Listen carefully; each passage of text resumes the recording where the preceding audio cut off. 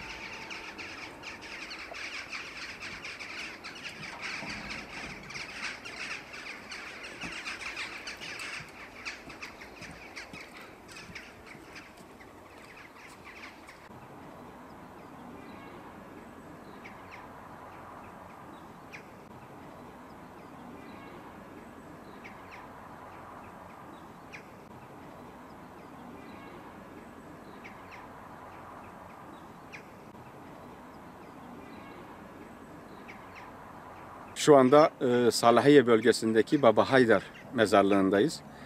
Bizim yeni kültürel park alandaki Hasankeyf'te ermişlerimizin, yatırlarımızın zamanında ilim yaymış, bilim yaymış insanlarımızın yeri hazırlanıyor.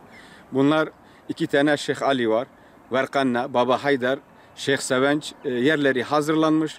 Bunlar yeni yerlerine taşındıkları zaman yine bu geçmişimize hizmet eden insanlara büyük bir saygımız olarak görüyoruz. İnşallah en iyi şekilde bunlar yeni kültürel park alanına taşınacak. Şu anda işte Zeynel Bey Türbesi, Artuklu Hamamı, İmam Abdullah Zaviyesi, Kale Kapısı, minare bir tanesi taşınmış bitmiş. Bir tanesi diğeri de yarısına yaklaşılmış. Tabii bizim yine tekrar ediyorum isteğimiz minarelerimizin tek taş halinde taşınmasıydı. Ama yine en azından oraya taşınmış olması bizim için çok önemli. Şu Salahiye bölgesinde, Hasankeyf bölgesinde kültürel park alanına taşıyacağımız her taş bizim için çok kıymetlidir.